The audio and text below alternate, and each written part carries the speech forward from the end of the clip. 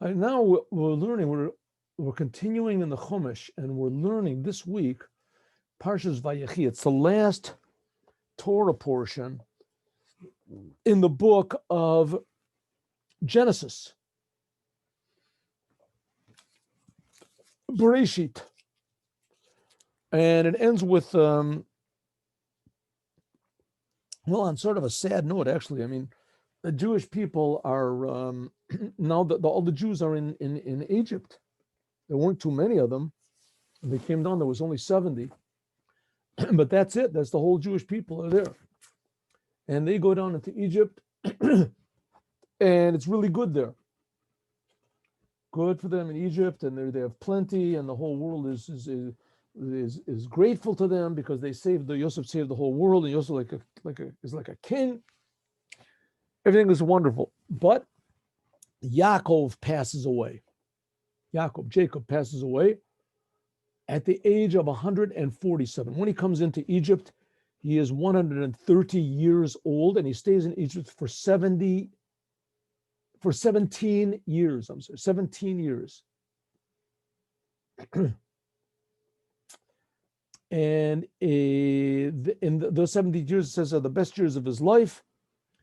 And then he passes away. And he begs them, please don't leave me here in Egypt. I'm going to die. Don't leave me here. Take me to Israel. Bury me over there.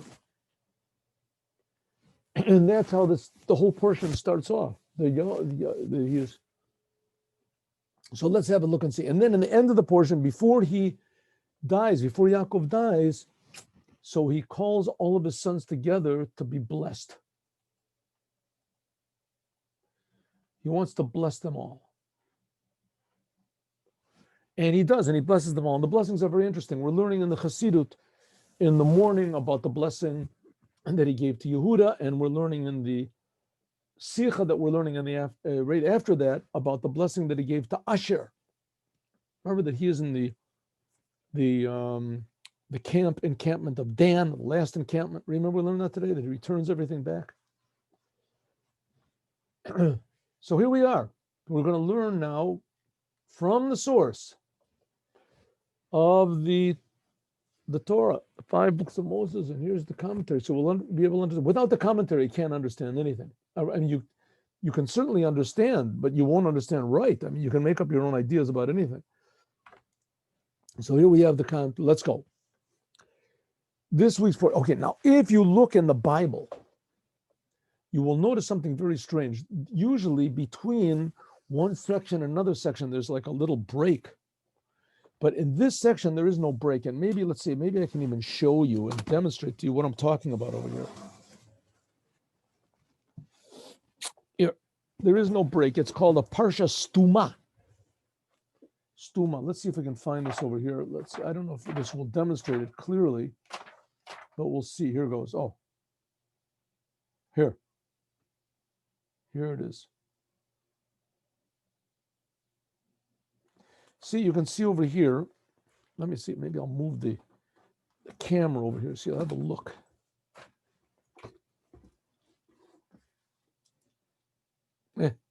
Not good. 1 minute. Don't. See, let's stop the share over here. There we go. Oh, here we go. Ready? Yes. Here we have this Torah portion of the week, right?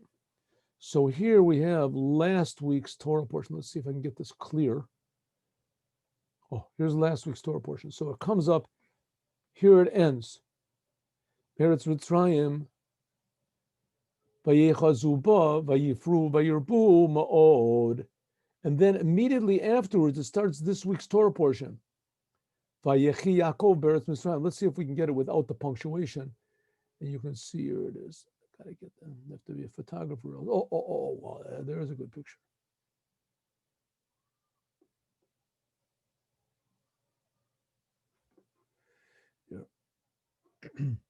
Here.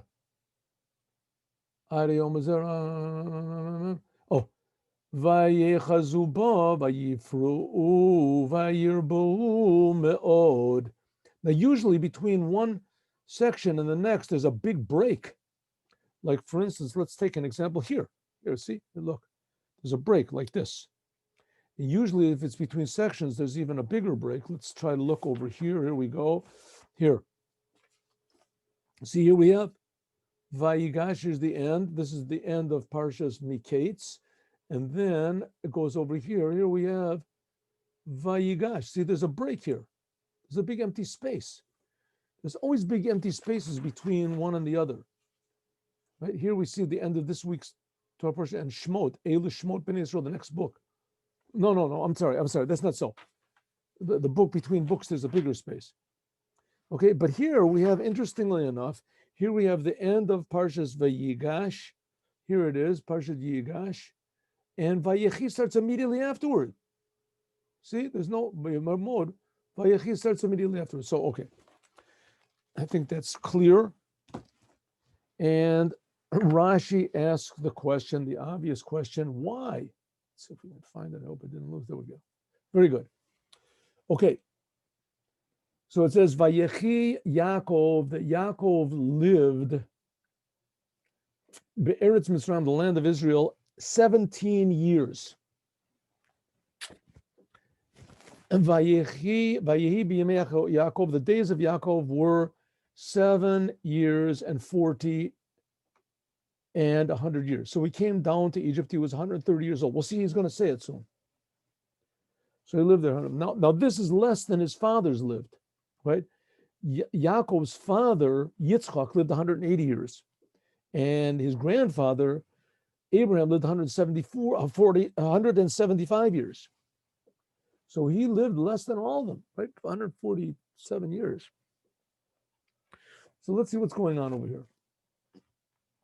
It says, first of all, it says the whole portion is called Vayechi, and he lived, and it starts, the first sentence talks about how long when he's going to die, at the end of his life. So let's see what this is going on. Rashi, Rav Shlomo Yitzchaki, Vayechi Yaakov lived, Lama Parsha Zu Stuma. Why is this Torah portion closed up, like I showed you? Lefishikirin Sheniftar, since Yaakov died. We're going to see later on that it says that Yaakov did not die, by the way. It says Yaakov Avinu lo mate. It's a Gemara, a whole Gemara in Tainit. It just looked like he died. He didn't really die. And Sheniftar Yaakov Avinu nistamu einehem. It says that since Yaakov died, then there was closed the eyes and the heart of the Jews. Mitzorat hashibud, from the difficulties of exile, slavery. Vitchilu l'shavdam, that they began to put them into servitude. 17 years. In other words, altogether, the Jews were in Egypt 17 years. Some people count from the death of Levi, but anyway, problems already started after 17 years. Drashach here, another explanation. Shebikesh legalot hatakates. He wanted to tell his children about the coming of the Moshiach, when it's going to be. Lebanav, to his sons, v'nistamo mimenu, and this is concealed. And this, by the way, is going to be repeated later on. Right before he blesses, he says the same thing. What's this? I never saw this before. Let me just press over here, see if this, what's going to be, what's going to happen. Oh, what is this? Different. Huh? Oh, these are different explanations of Rashi. Wow, look at this. I didn't even see this. Okay. Well, we haven't got time to do all this now, but next time I'll have a look. I never saw that little button over there. I hope I can go back to the original place where I was. Can I go? No. Nah. I can't. Okay, I shouldn't have pressed the button, but I did anyway. So let's see if we can go back to where we were. Here we go.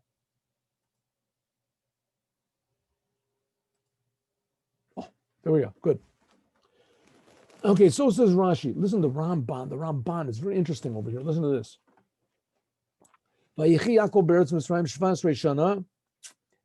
lived in Egypt 17 years. Kavar Hiskarti, I already mentioned, he read as Yaakov, that the descent of Jacob Yaakov, to Egypt, who galutenu, this is our exile now. Biyad achaya harevit, in the hands of the fourth animal, which was in the vision of Daniel. You ever see the vision of Daniel? Right? You want to have a scary experience, read in the book of Daniel. Daniel, Zion. You can read it in English if you want. The fourth animal. You ever read it? Read it, do it. Romi, this is the fourth exile. We're in the exile of Rome. Harasha, because the Romans, they were the ones who destroyed the temple. So we're still under their influence. The evil Rome. Ki b'nei Yaakov, hem atzmam savavu riatam. But really the fact of the matter is that the sons of Yaakov, they were the ones that they put us into this whole 2,000-year-old confusion. I mean, it's more than 2,000 years. We were in Egypt 3,300 years ago. That's what the fact that they went down into Egypt. This began the Mechirat Yosef as soon as they sold Yosef, their brother. And then Yaakov had to go down there because of the hunger. And he thought that he would get saved over there with his house, Bebeit Oevlo, in the house of one who loved him, friends, Paro. Paro were the big friends of Yosef, the big friends of the Jews.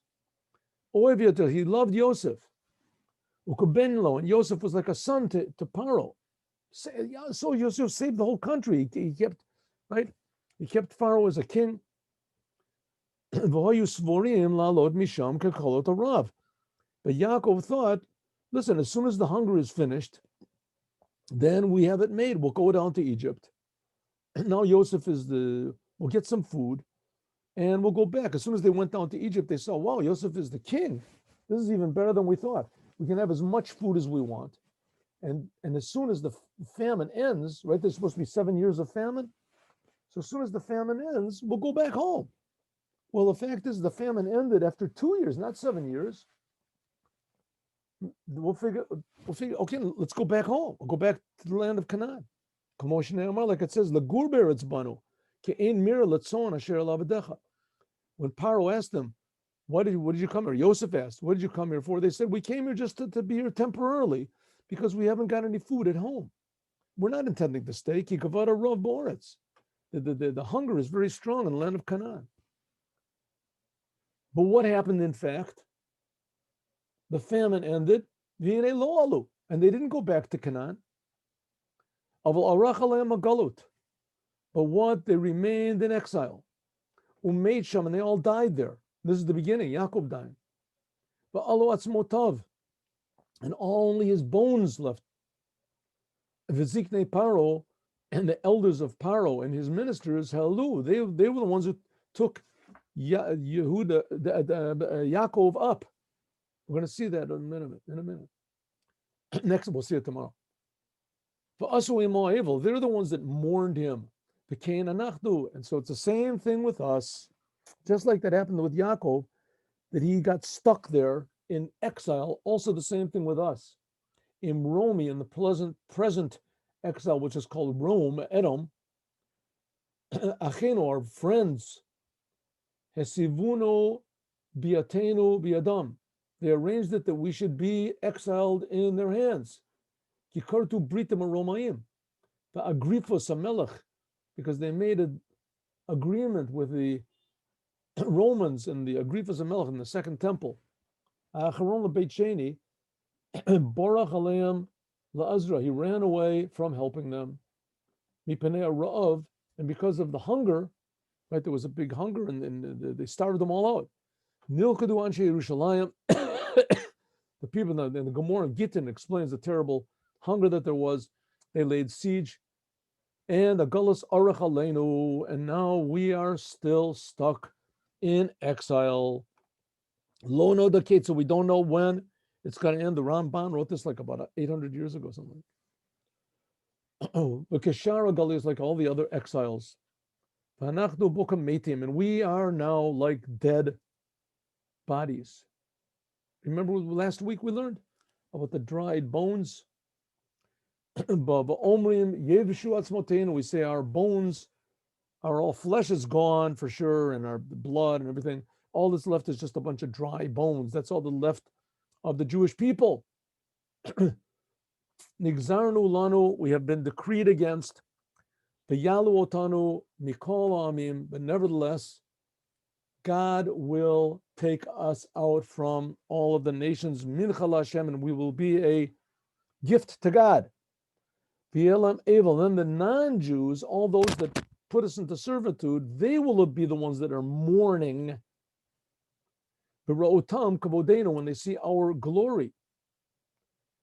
V'anachnu nireh benakamas Hashem, we will see in the vengeance of God, Yakimenu v'nichya lefanav. I mean, you have to realize the Ramban, he was in the time when the church was, of course, really big. The church was the religion of love.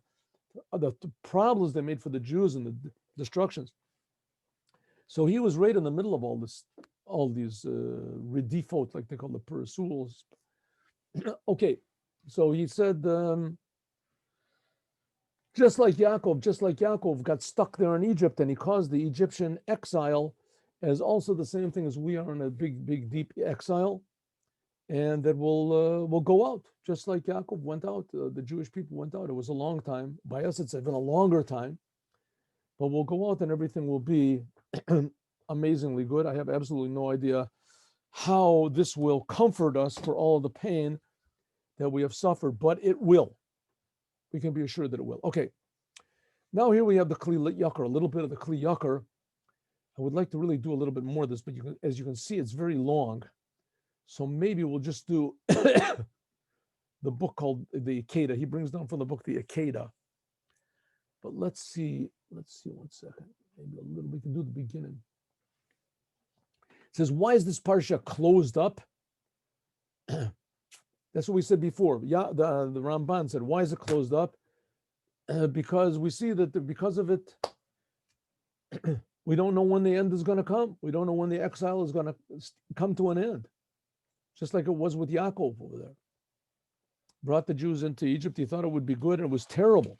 Worse than you could possibly imagine for hundreds of years. As soon as Yaakov passed away, began the servitude. That's one opinion. He's quoting Rashi. Another opinion because he wanted to reveal the end, and it was closed from him. Another word, an opinion.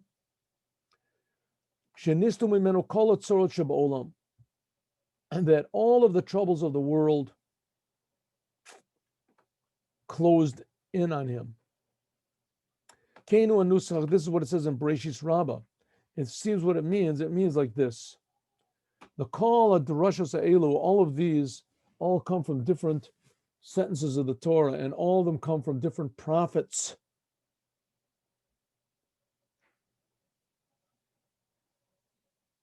And now he explains what they are. What are the three opinions? What are these three opinions? Number one is that, why is it closed? Because as soon as Yaakov died,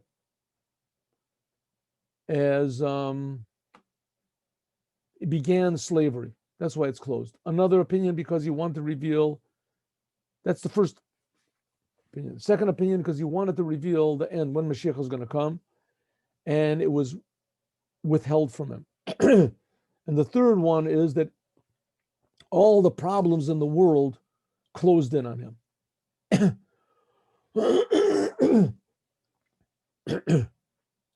That's what it says. Okay, so he brings the different prophets that explain this. Let's just take the first one and then we'll jump to something else because we don't really have that much time. The first explanation is that since Yaakov died, the servitude in Egypt began. So if so, this comes from this two sentences like this. In the beginning, Yaakov said, let's dwell in the land of Goshen. And we'll stay here. This is a yeshiva shel shalva v'menucha. It's very nice. V'yechazu shehaya lahem achuza. As soon as they saw that there was, and Vayifru v'yirbu ma'od, and they become very, very fruitful and multiply. That's the last sentence in the previous Torah portion. All this was B'zman v'yechi Yaakov, that Yaakov was alive, and in his lifetime, the merit of Yaakov was there, that they would merit to all this, that it would be fruitful and multiplying and good. This implies that as soon as he died, his merit went away, because they didn't have any yeshiva, then there was no more peace, and how much more so that they didn't have any hold in the land anymore, because they were all slaves. And therefore, it wasn't given them to be fruitful and to multiply and etc., because they were afraid. We'll see in the beginning of Shemot, they were afraid that there'll be too many Jews. They'll overcome us. There'll be too many of them. You have to do something, like what Bill Gates wants to do today. Too many people in the world.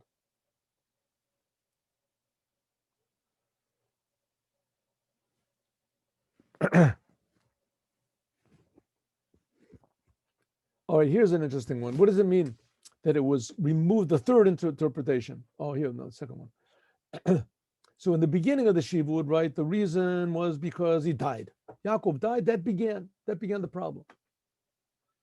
Because God, it says, Ki kitzer HaKodesh Baruch Hu shenotav, God, maybe we can say that not because he died came the troubles, but exactly the opposite. Because of the troubles, he died. God shortened his life, shelo yireh shibud banav, so that he wouldn't see the torture and the suffering of his sons. Ki bo zaman shel avdut, because the time of slavery and servitude arrived. Shel ivdun ve'inu otam. This was what Abraham saw in the covenant between the pieces. Remember back then in Parshas Lech Lecha that Abraham saw this. God made an agreement with him, and he said, "Abraham, you're going to be slaves in a land that's not yours for 400 years, whatever, and then you're going to go out with a big riches." So now it's starting that you're going to be slaves. And therefore it says, "Vayikrovu yemei Yisrael lamut." That's why it said that Yisrael, his days came to that he was going to die. Why? Call me Shanamar, but anyone it says Vayikrovu, it means he didn't reach the years of his fathers. So that's why it was. In other words, Yaakov, it's not that when Yaakov died, the troubles started. The troubles were supposed to start. That was already decreed. And Yaakov died so that he wouldn't see the pain. We see that Abraham also died 5 years early, so he wouldn't see Esav go out and be as evil as he was. That's why it says 17 years. That's why it says over there that he was there. What is it? 17 years. What does it say? Vayechi Yaakov beretz Mitzrayim shvayes reishana, 17 years. Why does it say 17 years? Why? The Nakat Lomoshe Mechirata Yosef was sold when he was 17 years old. And this that Joseph was sold when he was 17 years old, this caused them that they wouldn't be in peace only 17 years. Took the number 17. All right, let's just jump to the other one over here. Let's jump to the last one. This one is also very interesting. Let's see if we got time to do it. I don't know.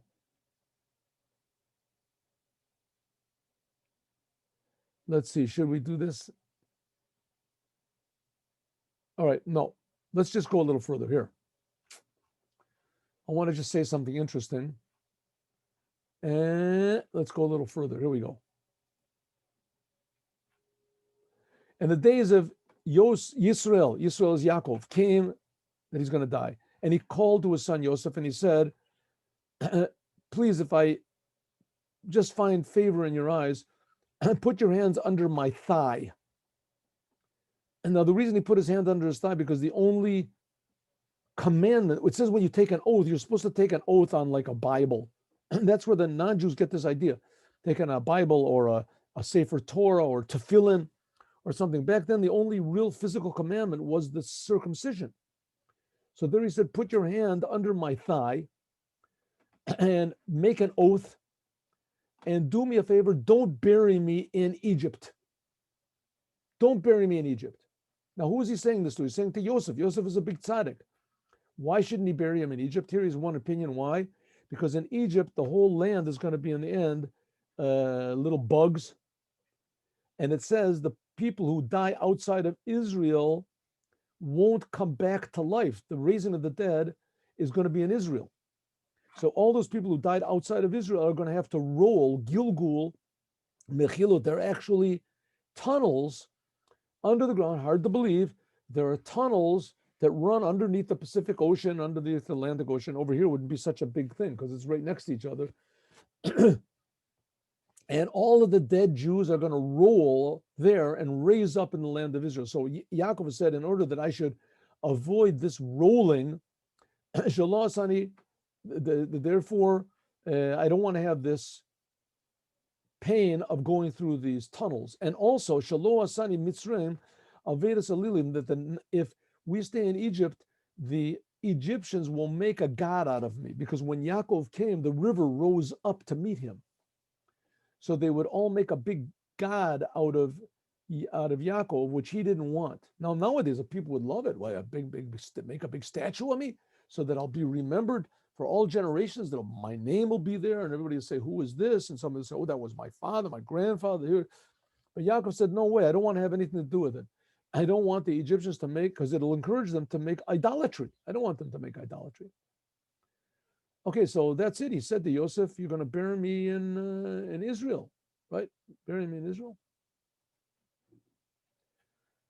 If it says, I wanted to sleep to Shachavti with my fathers, Avram and Yitzchak, and take me out of Egypt, bury me there.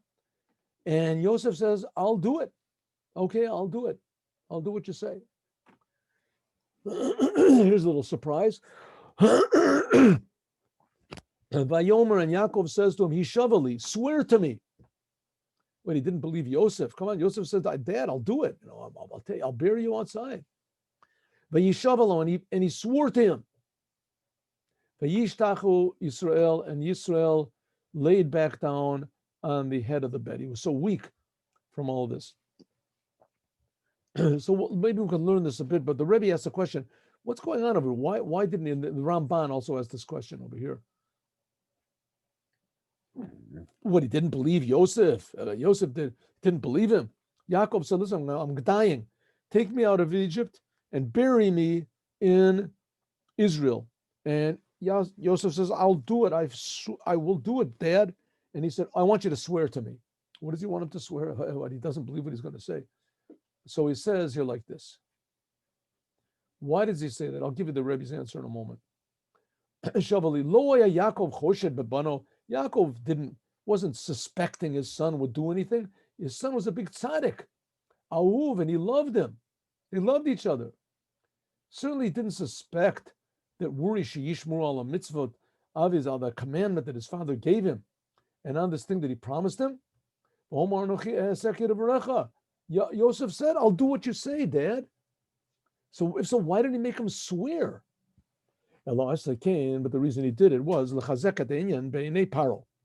he did it in order to strengthen the thing in Paro's eyes, because you have to remember, Paro was still the king. Officially, he was Dioro, he was the king. So that Paro would see how important it was to Yaakov. He owed so much to Yaakov. Not only that, Paro wanted him to stay, his body to stay in Egypt. It would be there, people would pray there, who knows, people would make him a god, who knows what. But the thing is Paro and his stability depended on Yaakov being there. As long as Yaakov came in, as soon as he came in, the river rose up. That was Paro's God. Paro said that he was God, that he was one with the river. As soon as he came up, Paro said, "I did it." So if Yaakov left, Paro was worried maybe he would lose his, how do you say, his his belief. The people would stop believing in him. So therefore, he wanted Paro to see really strongly how much he wanted to leave and not to be buried in Egypt. Maybe he won't give Yosef permission to be separate from him. Yomer lo say, Shalach et achicha, send your brothers. Or maybe he would say, okay, you want to have him taken out? Let one of your brothers take him out. Vesavadecho, your servants. Oshiach potzfer sheyakaver navi. Maybe he'll want him to be buried there. Kavod lem, it'll be a big merit that Yaakov will be buried in Egypt. It'll be a tourist attraction. Looking, therefore, Yaakov made Yosef swear, Ki lo yeh nachon la'aviro al hashavua. It's not proper. He can say, Paro, listen, I made an oath to my father. I swore. You can't make me go over my oath. V'gam Yosef yitztarech yoter nishtadel be'inyan. Yosef will have to do, and Yosef himself will have to make more effort because he made an oath. So it's not that just that he told his father, but also that he made an oath. It was an oath to God. And also the Kenoy Adavar. And so it was, like it says, Allah v'kavurat avicha kasher yishbiacha. And so it was, Paro said later on to Yosef, now your father is dead, you can bury him like he made you swear. So we see it was important. The Rebbe has a sikha, and I'll have to look at the sikha again to tell you the truth, but as far as I remember, there's another aspect over here, and that is that in fact, Yosef was buried in Egypt. Yosef was buried in Egypt. And we see in the book of Shemot, and we'll see next week, that Yosef made everyone swear that they would take his bones out with them when they left Egypt. Right? They left Egypt, it was like, 200 whatever years, 250 years, something later, 210 years after that he made them swear. Yosef. So Yosef had already died, and Yosef was buried in Egypt. There's a whole story that they said that they brought him up, buried him in the Nile River, and that his casket floated up. In any case, whatever it was, Yosef was buried with the Jewish people in Egypt. When the Jewish people stayed in Egypt, Yosef was there. So why not Yaakov? So that's what the explanation is. Yaakov knew that there was a big advantage to being buried in Egypt, namely to watch over the Jewish people. To watch over the Jewish people when they were there and to protect them. And this was going to be a big accomplishment of, so thought Yaakov. He would stay in Egypt. He would protect the Jewish people. I had self-sacrifice, but it was worth it. That's Yaakov's whole thing, to protect them. But the Rebbe said, no, it's not really so. That Yosef's whole thing was to save the Jews. In fact, Yosef was not going to be the Moshiach. It says the Moshiach is going to come from Yehuda. The Moshiach is not going to come from Yosef. There's a thing which is called Mashiach ben Yosef. There certainly is. But it's all shrouded in mystery exactly what it's going to be. And that's not what we pray for. We pray as Tzamach David, Mashiach ben David, David Mishichecha. David is going to be the one that makes Mashiach. The whole thing of Yosef, we see from the Torah, that Yosef protected the Jewish people. He made it good for them. He made it easy for them. Yosef, which is not the case Yisrael. Now I'm getting to, I don't remember what it is. We'll have to look it up. That Yisrael, Yaakov, his whole thing was to prepare the land of Israel. He was complete. Yaakov's whole thing was completion. Not just to keep the Jews as they are, but Yaakov said he fought with an angel. His whole life was difficulty, fighting. He fought against Esav, he fought against Lavan, he fought. And the whole thing, that was the whole idea of Yaakov. Yisrael was to bring the Jews to a completion, to finish off, not just to make the Jews should be benefit, but the Jews should be fighters, that they should come into the land of Israel and fix up the land of Israel. So therefore, Yaakov, he wanted to be here in Israel in order to prepare the ground for the future redemption, because the future redemption is going to be in the land of Israel, which is not the case. Yosef was there in Egypt to protect the Jews when he was there. His merit protected them when he was there. And therefore, when they left, they took Yosef with them. So that's why his father made him swear. Good. Tomorrow, we're going to start learning about the different blessings that Yaakov blessed his sons with. We'll talk about more, God willing, tomorrow. Now let's learn a Mishnah.